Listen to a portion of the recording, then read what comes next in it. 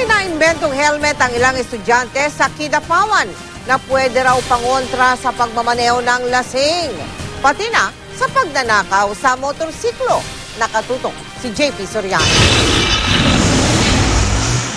May solusyon na raw ang grupo ng mga estudyante sa Notre Dame of Kidapawan College sa pasaway na rider ng motorsiklo, ang anti-drunk driving and anti-motor theft helmet, ang electronic helmet na nagbibigay senyales sa rider.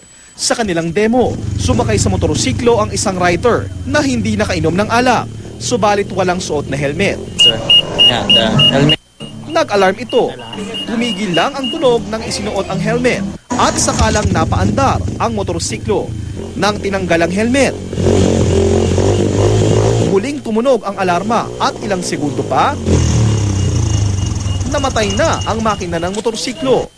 Mabisa rin daw ito para iwas nakaw ang sasakyan. Ipinakita rin nila kung paano gagana ang imbensyon kontra drunk driving.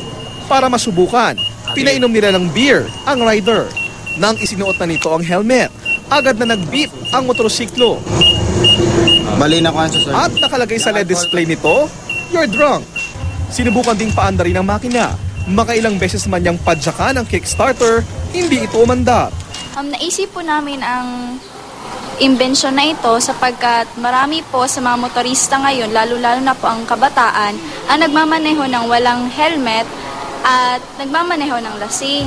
Umaasa ang mga estudyante na bababa ang bilang ng naaksidenteng rider sakaling pumatok ang imbensyon nila.